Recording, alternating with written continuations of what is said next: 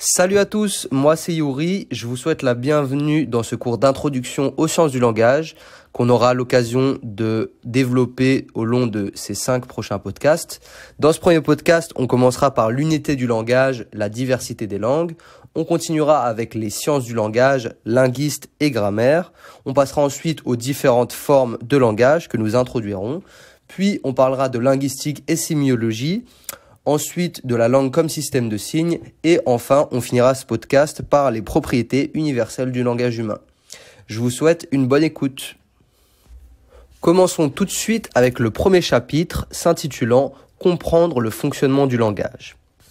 Alors, le thème du chapitre, c'est « Comprendre comment fonctionne le langage », c'est-à-dire les conditions de possibilité de l'activation langagière humaine, ce qui la structure et ce qui la régit. Quel est l'objet d'étude des sciences du langage? Langage vs langue. Comment se définissent les sciences du langage, la linguistique et la grammaire?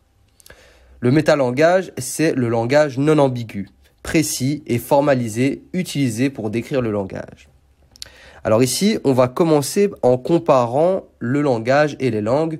Dans ce point, l'unité du langage et la diversité des langues. D'un côté donc, on a le langage, qui dispose ici de 2 définitions différentes. La première étant que le langage est une faculté propre à l'espèce humaine. C'est donc une faculté qui existe chez tous les humains de la même manière. Le langage, c'est une unité biologique et cognitive, même substrat anatomique du langage. CNC, hémisphère droit et gauche, etc. Dans la deuxième définition du langage, on parle de concept unificateur réunissant sous lui la variété des langues particulières, et le langage se décrit à partir de règles et de traits d'organisation dont tout permet de penser qu'ils ne peuvent être que de très haute généralité, donc abstraits. C'est une unité formelle et fonctionnelle. Propriété universelle qui a des structures propres au langage et communes à toutes les langues. Sa fonction étant l'expression de la pensée et la communication entre les hommes. Donc, structure abstraite qui organise le comportement verbal. D'un autre côté, on a la langue. La langue se définit comme un système de signes vocaux, éventuellement graphiques et parfois de systèmes de gestes, de mimiques et de postures corporelles. C'est la concrétisation du langage. La langue ou les langues peuvent être particulières et variées, caractérisées par une diversité sociologique, historique et typologique. Les langues naturelles sont les langues développées par les communautés humaines et acquises par leurs membres. Les langues peuvent être parlées, écrites ou signées. Passons désormais au point sur les sciences du langage, linguistes et grammaire.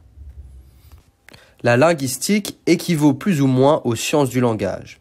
C'est une science qui a pour objet l'étude du langage, des langues envisagées comme système sous leurs aspects phonologiques, syntaxiques, lexicaux et sémantiques. Le linguiste des langues et le linguiste du langage. Ici aussi, on va effectuer une comparaison. Tout d'abord, le linguiste des langues. C'est une description des caractéristiques des langues particulières.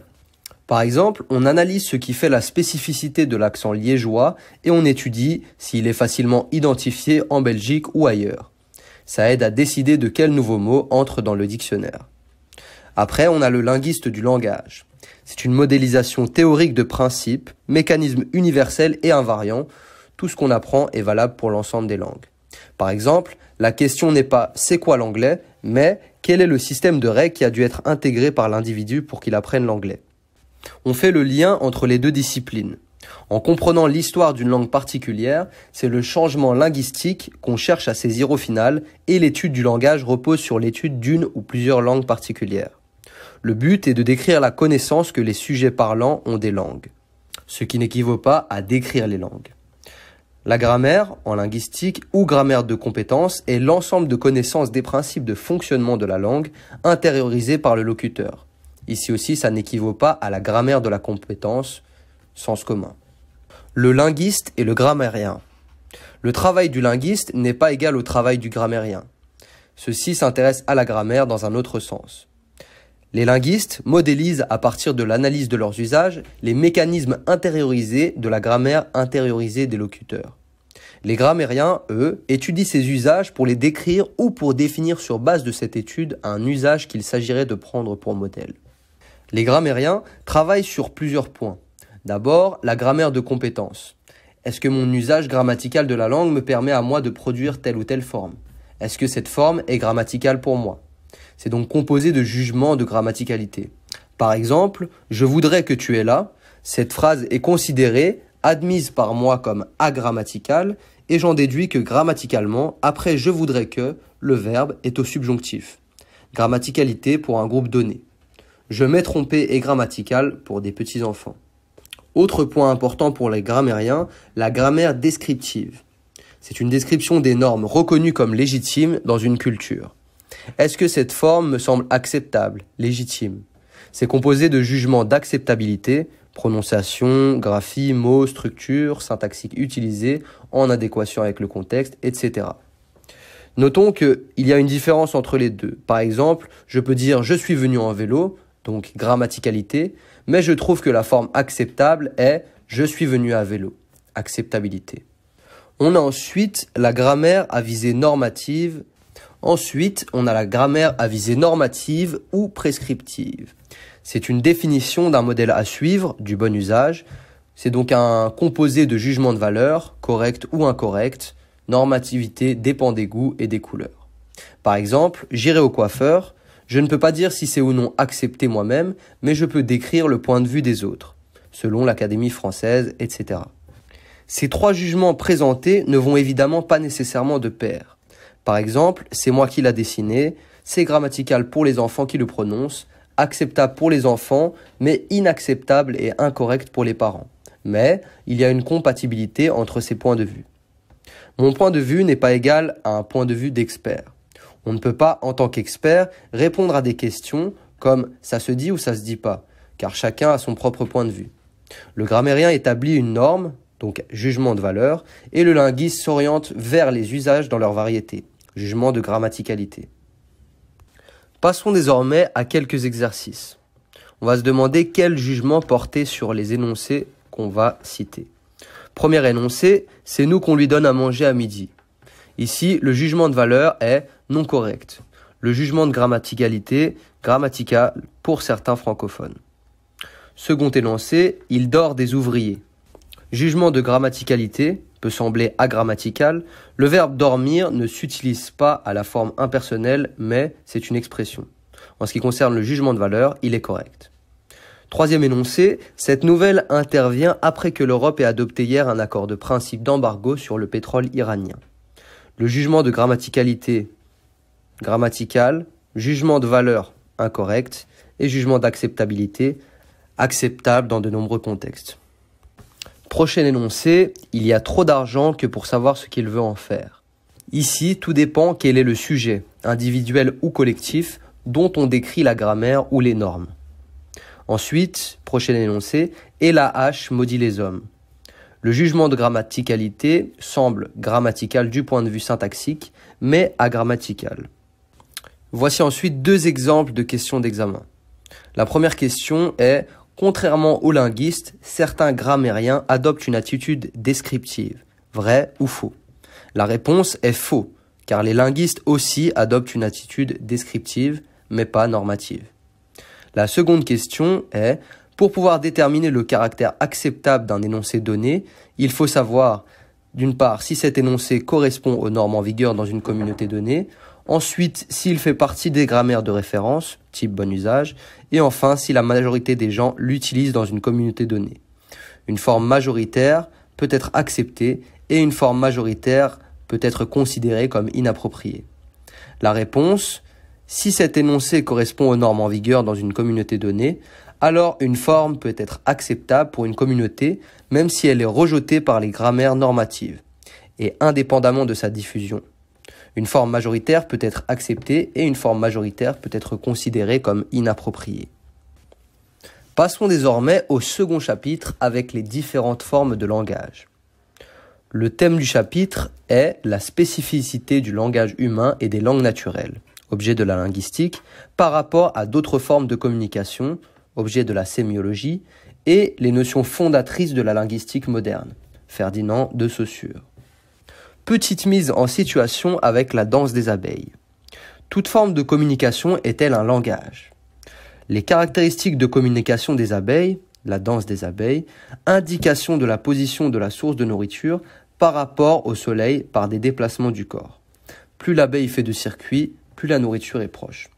Une question se pose. Le système de communication des abeilles partage-t-il des caractéristiques du langage humain? Les abeilles ont-elles un langage? Voilà pour cette mise en contexte. Parlons maintenant des langues naturelles et autres systèmes de communication, linguistique et sémiologie. La sémiologie, c'est l'étude des signes au sens large, c'est-à-dire des unités qu'on utilise pour représenter les choses. Ces unités sont souvent langagières, par exemple demain, tomate, maison, etc. Mais pas seulement. Exemple, une robe peut être un signe de féminité dans le code vestimentaire ou aussi de pouvoir. Prêtre et chaman d'autrefois, par exemple. Les types de signes, indices, icônes, symboles, signes linguistiques. Par exemple, des sons et des images différentes renvoient tous au mot cheval, car il existe plein de signes qui renvoient, de manière très différente, au mot cheval. Les signes ont en commun une fonction de représentation, une phase d'expression, le signifiant, qui est une forme sonore, écrite ou visuelle, et une phase de contenu, le signifié, qui correspond à une idée évoquée, un concept ou une représentation mentale.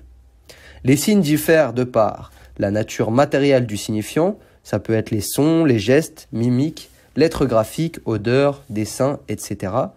Ça peut être la nature conceptuelle du signifié, l'idée, l'objet concret, le sentiment, action, etc. Et ça peut aussi être le type de relation entre le signifiant et le signifié. Un signe renvoie à quelque chose pour le représenter. Il y a plusieurs types de signes. D'abord, on a les indices. Ils renvoient à l'objet car il est réellement affecté par cet objet. Il y a une relation physique et de causalité entre les deux. On parle de type d'indice le plus fréquent.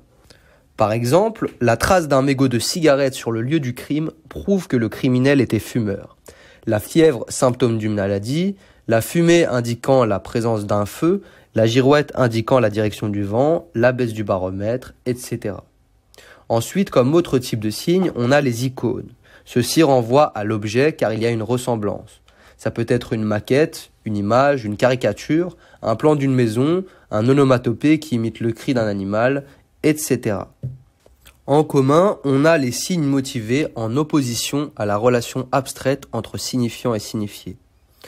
En différence, on a la nature de la motivation. Comme autre type de signe, on a les symboles. Ceci renvoie à l'objet par la force d'une loi, d'une convention ou d'une relation mentale, dont les signes linguistiques.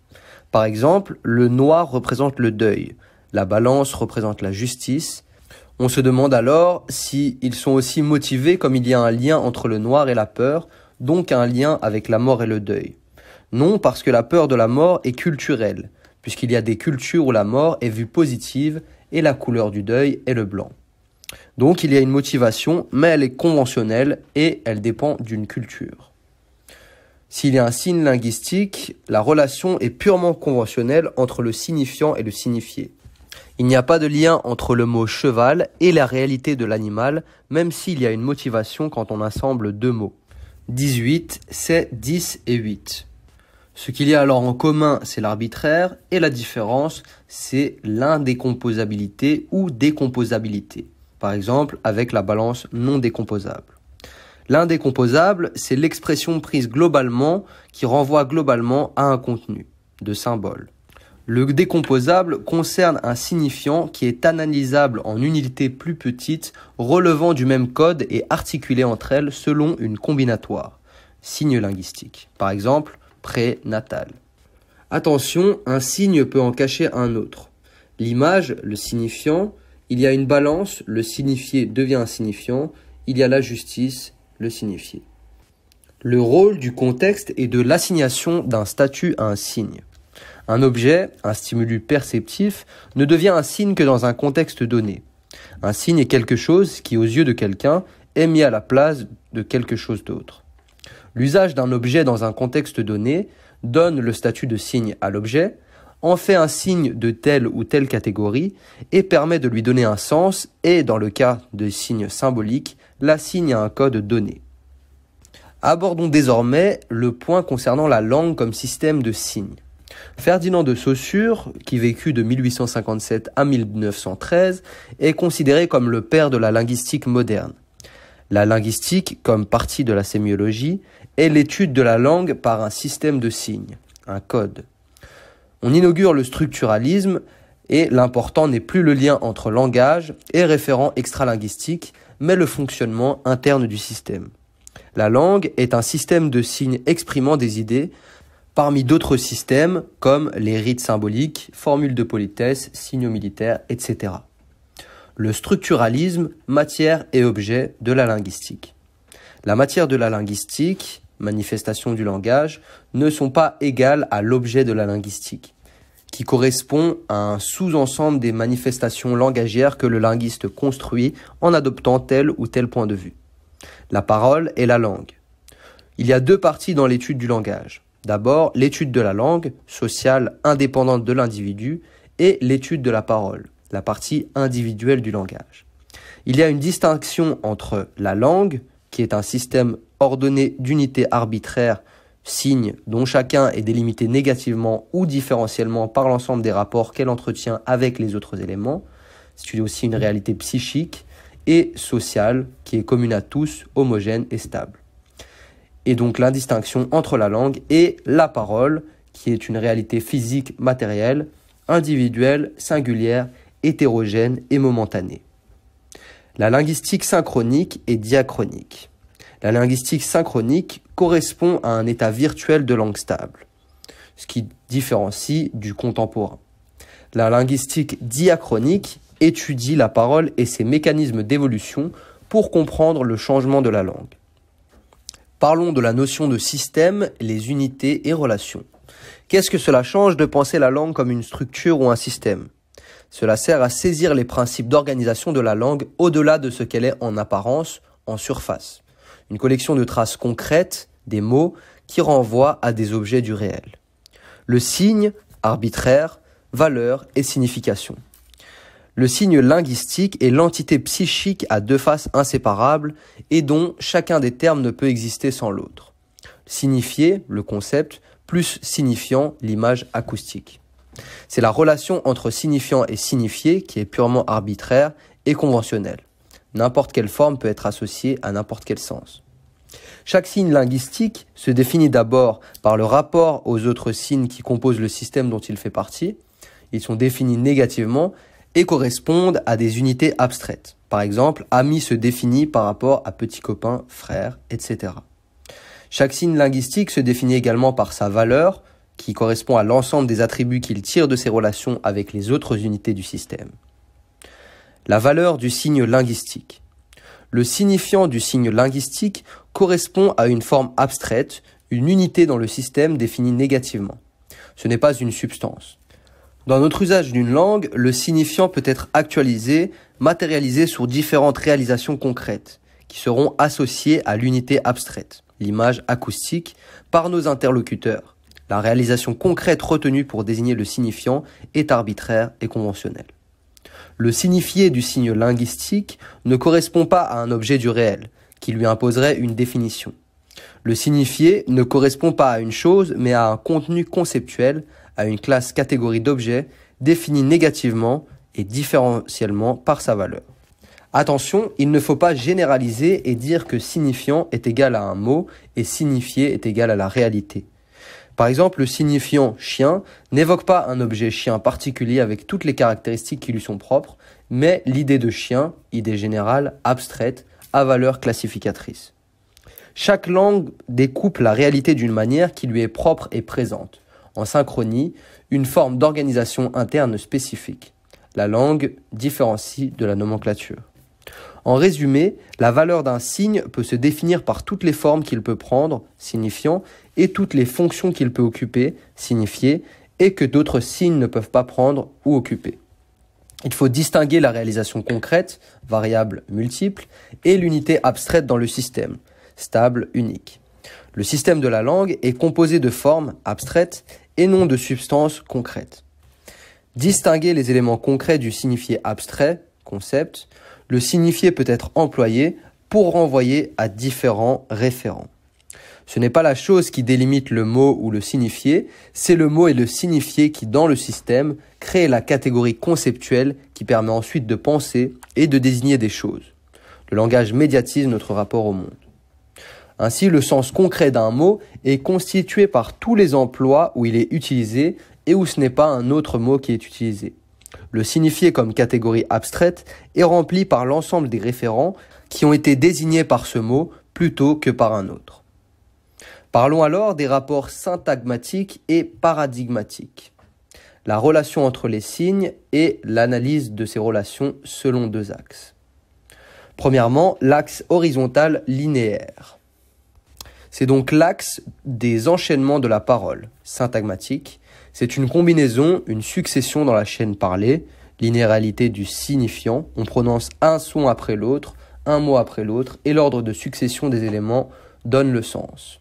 Les relations dites in praesentia, les unités qui se combinent, sont en présence simultanément les unes des autres. On parle aussi de syntagme. L'axe vertical, c'est l'axe des associations en langue, paragmatique. Ça correspond au choix à opérer entre des unités disponibles dans la langue. Les relations dites in absentia, ce sont les unités qui se combinent et regroupent des éléments qui ne sont pas présents simultanément dans la chaîne parlée, mais qui y sont associés par l'esprit. Le paradigme correspond à la classe paradigmatique. Avant de terminer ce premier podcast, on va aborder le dernier point qui correspond aux propriétés universelles du langage humain. Le langage naturel permet d'interpréter toutes les autres formes de communication ainsi que de faire référence à lui-même. Par exemple, je peux dire que biche est un nom féminin pluriel ou que les déterminants définis en français sont le, la, les. Mais il y a besoin d'un langage naturel pour exprimer, interpréter, commenter un autre mode de communication, comme le dessin ou la musique par exemple. Cela correspond à des aspects de fonctionnement des langues orales et signées. Qu'en est-il de la langue des signes ? La LSFB est une langue universelle. Ceci est faux. Les signaires de différents pays ont différents accents et dialectes. Ceci est vrai. La LSFB utilise la même grammaire que le français. C'est faux. Et la LSFB peut être utilisée pour discuter des notions abstraites. Ceci est vrai. Modalité. La modalité est un canal perceptif par lequel est transmis un langage. On parle de modalité audio-orale pour la langue parlée, de modalité scripto-visuelle pour la langue écrite et de modalité gestuo-visuelle pour la langue des signes. Ceci impose des contraintes sur la manière dont on peut combiner les signes. Dans le langage oral, chaque son ou mot vient après l'autre et présente un caractère fugace et instantané. Dans la langue écrite, les signes sont stables et permanents et peuvent être appréhendés globalement. Dans la langue signée, on utilise plusieurs articulateurs, manuels ou non, et on peut réaliser plusieurs signes simultanément ou maintenir un signe avec un articulateur pendant que l'autre articulateur continue à signer. Les dimensions non verbales et paraverbales de la communication verbale. En termes de communication verbale, on parle de communication au moyen de signes linguistiques ou de communication orale de vive voix. En termes de communication paraverbale, on parle surtout de paramètres de la voix qui accompagnent la succession de signes dans la chaîne parlée. Et en termes de communication non verbale, on parle d'éléments qui s'interprètent de manière iconique ou indicielle. Ou encore de paramètres corporels et gestuels qui accompagnent la communication orale. L'arbitraire. L'arbitraire est la relation non motivée, conventionnelle entre le signifiant et le signifié, constitutive d'un signe linguistique. Relation non motivée par rapport à une cause ou une ressemblance particulière entre la forme sonore et le concept désigné, et relation conventionnelle par le fait qu'il n'y ait pas de lien naturel qui unisse les propriétés du signifiant à celles du signifié. Attention, il y a des signes relativement arbitraires ou partiellement motivés. Les onomatopées sont différents des signes linguistiques, car le signifiant imite le bruit fait par l'animal, l'être ou l'événement signifié. Cela diffère également des icônes, car le signifiant varie selon les langues. Elles sont intégrées à des systèmes de signes. Par exemple, on n'imitera pas un aboiement de la même manière en français qu'en anglais ou encore qu'en coréen. Attention, quelques mots signés iconiques seulement. La majorité des signes gestuo-visuels se caractérisent par une relation arbitraire entre signifiant et signifié. La notion d'arbitraire linguistique fondamentale, c'est l'organisation langagière qui est indépendante de l'organisation du monde dont parle le langage. La double articulation. La double articulation correspond au fait d'utiliser des différences reconnaissables pour désigner des unités significatives différentes. La langue est un système de signes, ok, mais quels sont ces signes, ces unités minimales? On a une remise en cause de la notion de mot. La première articulation, les mots se composent en unités minimales de signification, morphèmes. Par exemple, dé plus pollu plus tion, dépollution. La deuxième articulation, ces unités minimales de signification se décomposent elles-mêmes en unités minimales dotées d'une valeur oppositive ou distinctive, phonème. Par exemple, Paul, bol. Les unités linguistiques sont discrètes. La parole est continue. Quand on écoute une conversation dans une langue qu'on ne connaît pas, on est incapable d'identifier les phrases, les mots et même les sons. Connaître une langue, c'est être capable de reconnaître les phonèmes. Le discret correspond à un signe séparé, distinct, qui ne vaut que par sa présence ou son absence, car différentiel ou oppositionnel. Pour le langage des signes, la deuxième articulation, ce sont les unités minimales gestuelles qui remplissent la même valeur distinctive que les phonèmes. Il y a différents paramètres qui permettent de formuler des unités minimales gestuelles distinctives. La forme des mains, comment les doigts et le pouce sont placés durant le signe, la localisation, où le signe est produit, le mouvement, où et comment les mains se meuvent dans l'espace, l'orientation, de quel côté la paume de la main fait face durant le signe, les articulateurs non manuels, les mouvements des sourcils, du visage, etc. Tout ceci, ce sont des paramètres qui permettent de former des unités minimales distinctives. Le déplacement, la non-dépendance contextuelle. La fonction représentative du langage est la suivante. Les signes linguistiques permettent d'évoquer des référents absents de la situation d'énonciation. Ce n'est pas le cas dans la danse des abeilles, par exemple. Attention, il y a une exception avec la fonction indexicale pointé vers dans la danse des abeilles. Les signes déictiques, ou embrayeurs ou shifters. Le signifie ne renvoie pas directement à un référent interprétable, mais il pointe vers un objet du discours ou du contexte qui ne peut être identifié qu'en prenant en compte les conditions d'énonciation du discours et de la situation de la communication. Sous-ensemble des déictiques comme « je »,« ici »,« maintenant », c'est la simple connaissance de leur situation énonciative qui permet l'identification de leur référent. Sous-ensemble des déictiques démonstratives, la simple connaissance de leur situation énonciative ne permet pas l'identification complète de leur référent. Par exemple, je veux ce gâteau. Le vendeur doit regarder le geste du client pour comprendre quel gâteau. La fonction des signes déictiques, c'est relier l'énoncé au discours dans lequel il s'insère ou de l'articuler à la situation particulière où il est produit. La productivité. La productivité ou créativité d'un système de signes, c'est la capacité à permettre aux usagers de la langue de générer et de comprendre facilement un nombre infini de signes et de phrases jamais produits auparavant. Cela s'explique par le fait que notre utilisation du langage repose sur notre capacité à appliquer des mécanismes ou règles sous-jacentes de combinaison des unités linguistiques, qu'on peut penser plus ou moins universelles, et qui permet de générer ou de comprendre des nouveaux mots ou des phrases inédites. Parmi ces mécanismes, on a la double articulation, la régularité, c'est l'organisation des langues en système de signes combinatoires syntagmatiques, et on a la récursivité, la propriété d'un élément qui a la possibilité de réapparaître en nombre indéfini de fois dans la même structure. En conclusion, quelles formes de communication sont des langages? Le langage des abeilles diffère du langage humain. Les signes sont iconiques, ils ne sont pas décomposables, analysables en unités abstraites et discrètes faisant partie d'un système, car ils ne sont pas doublement articulés et ils ne sont pas combinables selon une syntagmatique, syntaxe, propre aux règles du système.